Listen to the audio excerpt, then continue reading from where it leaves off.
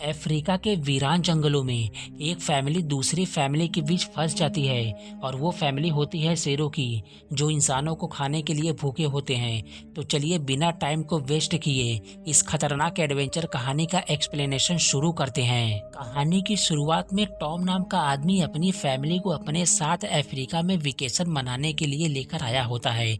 दरअसल टॉम का यहाँ पे एक डैम बनाने का प्रोजेक्ट चल रहा होता है और ये अपनी फैमिली को यहाँ पे इसलिए लेकर आया होता है ताकि ये अपना काम खत्म कर ले और ये लोग अपनी छुट्टियां भी यहाँ पे मना ले। एक रीजन ये भी होता है कि उसकी बेटी जैसी और उसकी वाइफ एमी के बीच में काफी तनाव होता है। इसी बहाने ये दोनों एक दूसरे को अच्छे से समझ भी लेंगे। दरअसल टॉम ने दूसरी शादी की होती है, इसीलिए उसकी बेटी जैसी उसकी वाइफ एमी से सीधे मुंह बात नहीं करती है। और ये सब वहाँ पे एक रात बिताने के बाद अगले दिन सुबह टॉम इनको एक गाइड के साथ जंगल घूमने के लिए भेज देता है और खुद वहां से अपनी ड्यूटी चला जाता है। और इधर ये लोग जंगल में घूमते हुए मजे कर रहे होते हैं।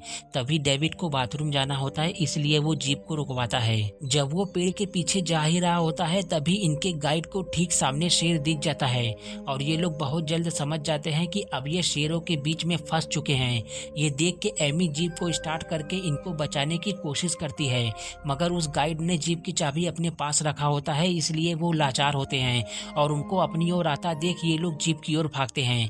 डेविड तो जीप में घुस जाता है, मगर वो शेर इनके गाइड को इनके सामने ही मार देता है। और अब ये तीनों बिना खाने और पानी के इस वीरान इलाके में फंस चुके होते हैं। यहाँ पे दूर दूर तक किसी इंसान का कोई भी नामो निशान नहीं होता है और इनके पास जीप की चाबी भी नहीं होती है कि ये लोग यहाँ से निकल सके।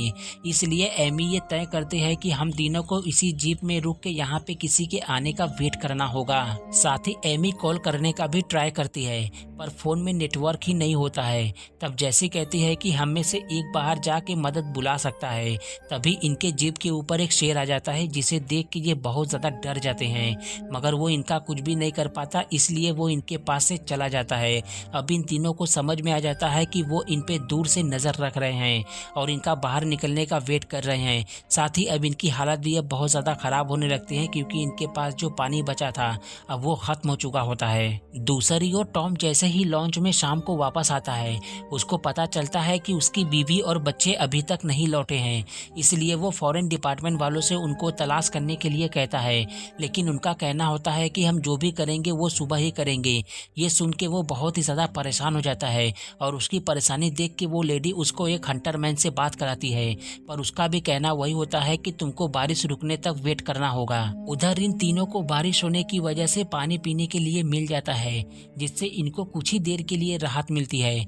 इधर सुबह होते ही ये लोग उन तीनों को हेलीकॉप्टर लेके ढूंढने के लिए निकल जाते हैं, मगर ये लोग टॉम को वहीं पर छोड़ देते हैं। ये देख के टॉम को बहुत ही ज्यादा गुस्सा आता है, इसलिए वो उस लेडी से हंटरमैन का एड्रेस लेके उसके पास पहुंच जाता है ताकि ये अपनी फैमिली को खुद ही ढूंढ सके, मगर वो उसके साथ जाने से मना कर देता है। ये सुन के टॉम उससे कहता है कि अगर तुमने मेरी फैमिली को मेरे साथ ढूंढने में मदद की तो मैं तुमको मुंह मांगी रकम दूंगा। पैसे का नाम सुन के वो इसके साथ जाने के लिए रेडी हो जाता है। अब ये दोनों मिल के निकल जाते हैं उन तीनों को तलाश करने के लिए, और ऊपर से वो लोग हेलीकॉप्टर से उनको तलाश कर रहे होते हैं। इधर डेविड को जीप की चाबी बाहर दिख जाती है और उसको लेने के लिए एमी जैसे ही बाहर जाते हैं उसको एक शेर दौड़ा लेता है, लेकिन वो उस चाबी को लेके सही सलामत जीप के अंदर आ जाती है और उस घबराहट में वो जीप को इतनी तेजी से ड्राइव करती है कि इनका एक्सीडेंट हो जाता है और अब जीप भी स्टार्ट नहीं होती है। तभी इनको एक हेलीकॉप्टर की आवाज़ सुनाई देती है और उसे सुनने के बाद जैसी वहाँ से बाहर निकल के उनको आवाज़ देने लगती है, क्योंकि वो लोग वापस जा रहे होते हैं और उसके पीछे एमी भी जाती है। तभी इनके ऊपर एक शेर हमला कर देता है, पर उसको दो शिकारी गोली मार के वहीं पे मार देते हैं। उनको देख के इनको थोड़ी हिम्मत मिलती है और अब ये दोनों उनसे मदद मांगते हैं, लेकिन इनकी भाषा ही उनको समझ में नहीं आ रही होती है, इसलिए ये दोनों जीप में अपने वापस आ जाते हैं। तब जैसी कहती है कि हमें पानी की ज़रूरत है और हो सकता है कि ये दोनों जानते हो कि पानी कहाँ है, इसलिए ये दोनों फिर से उनके पास जाके पानी के लिए इशारे में पूछते हैं। तब उनमें से एक जैसी को लेके पानी लाने के लिए चला जाता है और जैसे ही वहाँ पे वो पानी भरती है तभी इनको गोली की आवाज़ सुनाई देती है और उसे सुनने के बाद ये लोग वापस इसी तरफ दौड़ के आते हैं। और जब ये दोनों वहाँ पे पहुँचते हैं तो वो आदमी वहाँ पे नहीं होता है। ये देख के जैसी जीप में चली आती है, लेकिन वो लड़का उस आदमी को ढूंढने के लिए चला जाता है वहाँ से। दूसरी ओर टॉम और हंटरमैन इन तीनों को तलाश कर रहे होते हैं, मगर इन दोनों को शाम हो जाती है, इसलिए ये एक ऊंची जगह पर टेंट लगा के वहीं पे रात बिताते हैं। और इधर रात को जैसी एमी से बहुत ही अच्छे से बात कर रही होती है, तभी वही लड़का इनके जीप के पास भागते हुए आता है, जो बहुत ही ज्यादा डरा हुआ होता है। और ये लोग उसको बिना देर किए जीप के अंदर ले लेते हैं, लेकिन एक शेर उसको जीप के अंदर से बाहर खींच के इनके सामने ही मार देता है। और ये देख के ये तीनों बहुत ही ज्यादा डर जाते हैं। इसके बाद ये लोग एक सीट को उखाड़ के उस जगह को ब्लॉक कर देते हैं जहाँ से शेर अंदर घुसा था। और ये तीनों इस वीरान इलाके में 2 दिन और 2 रातें बिता चुके होते हैं, लेकिन अभी भी कोई भी इनकी मदद के लिए इनके पास नहीं आया होता है। तब जैसी कहती है कि हमारे पास बचने के लिए सिर्फ यही एक जीप है जो अब टूट रही है। इस पर एमी उनको हार ना मानने के लिए कहती है, साथ ही वो उनका ध्यान बांटने के लिए जीप के हर हिस्से को अच्छे से तलाश करने के लिए कहती है, ताकि जो सामान मिले ये उसको कैसे यूज करना है इसके बारे में समझ सके।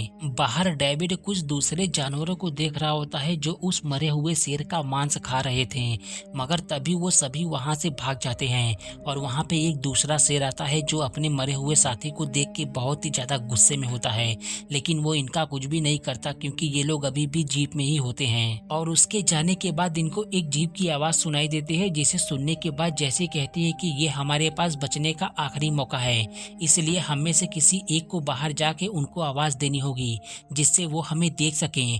तब एमी उससे कहती है कि तुम दोनों इसी जीप में रुको, मैं जाके उनको आवाज देती हूँ। इधर हंटरमैन टॉम से कहता है कि मुझे लगता है कि वो लोग इस तरफ नहीं है, इसलिए हमें उनको दूसरी ओर ढूंढना चाहिए। तभी इनको एमी की आवाज सुनाई दे जाती है और ये दोनों अब उस तरफ जाने लगते हैं जिस तरफ से वो आवाज दे रही होती है। और टॉम एमी को देख के अब उसके पास जाने लगता है। तभी एमी को शेर की आवाज सुनाई दे जाती है, जिसके बाद वो जीप में वापस चली जाती है। इसके बाद वो तीनों मिलके उसको बताते हैं कि आप जहाँ पे है वहाँ पे एक शेर है, इसलिए आप भी जीप में चले आइए। तभी हंटरमैन टॉम से कहता है कि तुम बिल्कुल मत हिलना, क्योंकि उसके बहुत ही करीब एक शेर होता है जिसे देख के अब इसकी जान तो हलक में अटक जाती है। और वो जैसे ही इसके ऊपर हमला करता है, हंटरमैन उसको शूट कर देता है और टॉम वहाँ से जीप की ओर भागता है। तभी हंटरमैन के ऊपर दूसरा शेर हमला करके उसको वहीं पे मार देता है। इसके बाद वो टॉम के पीछे लग जाता है और जीप का दरवाजा न खुलने की वजह से वो जीप के नीचे चला जाता है, जिस वजह से वो बच जाता है। मगर इस बार शेर इनके पास से नहीं जाता है। ये देख के एमी जीप के पेट्रोल टंकी को फोड़ के उसमें आग लगाने का प्लान बनाती है। साथ ही वो डेविड, जैसी और टॉम से कहती है कि जब मैं तुम तीनों को इशारा करूं तो तुम तीनों यहाँ से दूर चले जाना। और वो जीप के अंदर शेर को लाने के लिए उसका पीछे का दरवाजा खोल देती है।